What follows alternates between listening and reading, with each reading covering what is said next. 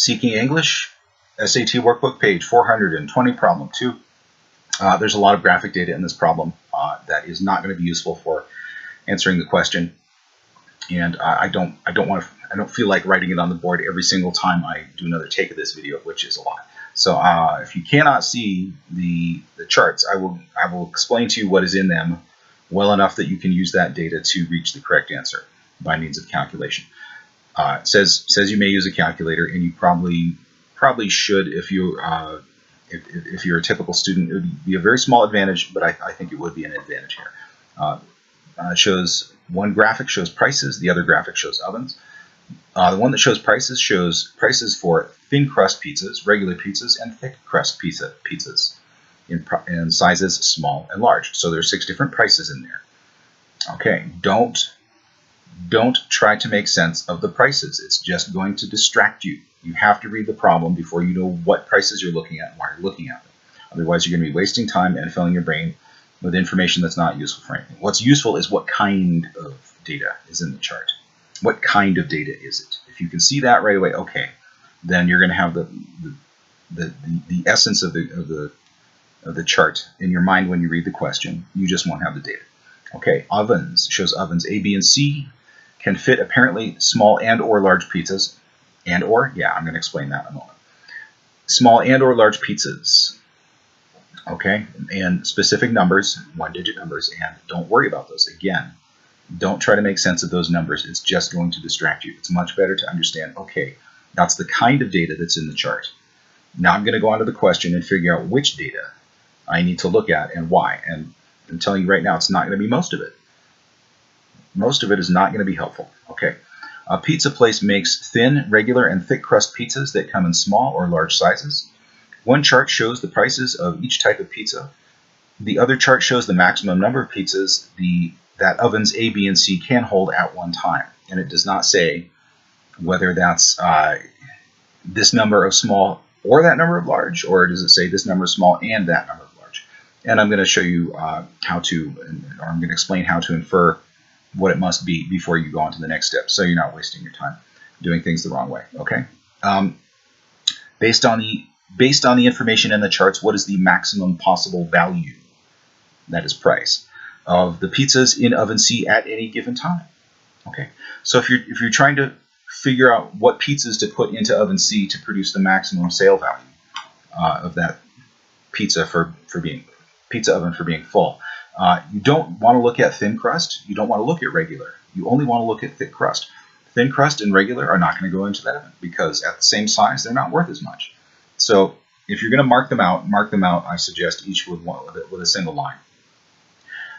That way, they won't distract you as much from the data that you are looking at. And if you've made a mistake and you need to go back and check again, the data will still at least be there. You can still at least read it. Not that you would do that, but when I was a student, that happened to me more than once. Okay, so the same thing with the ovens. It says oven C is what you want. So oven A and oven B, if you want to ignore them, you may. If you want to mark them out, again, I suggest one line each in case you make a mistake like I did more than once when I was a student. Okay, oven C says, I'm sorry, I'm going to go back.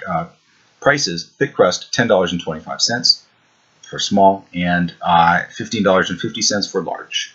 Those are 2 pizza prices. Those other 4 prices, distractions. Okay, ovens. Oven C can hold 6 small and or 2 large. The other ovens, doesn't matter. The data's there, but again, I keep saying, don't look at that. Don't look at that. Okay, it's ironic, I know, but I mean it. I want you to develop the habit of deciding that stuff does not matter, just so that it won't creep in while you're trying to do something else. Okay, so the 6 and the 2 are what matter there. Now, if we understand this problem as either put 6 small or 2 large in, that's one problem. And if we understand, no, you can put 6 and 2 in, that's a different problem. So if we look at the answers, and you notice I've not mentioned the answers until now. Answers are $92.50, $93, $102.50, $102.50, and $124. $124. That's 92.50, 93, 102.50, and 124. Now, we do the easy thing is to take that 2 for two large pizzas and multiply it by the price for a thick crust large at $15.50, and we get 31. So if you could only put those 2 pizzas in, price would be 31. Now, if you look at your answers, it's not even close. No, not even close. So there's that's probably not the option. If you want to go through the trouble of multiplying the 6 by the 1025, you're still going to get, I think between $60 or $70 or something. It's still going to come up short.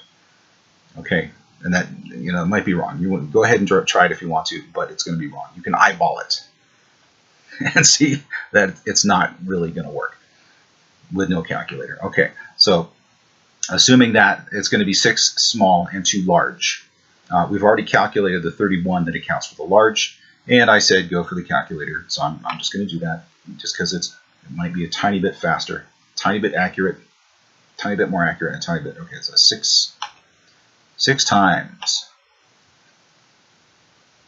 1025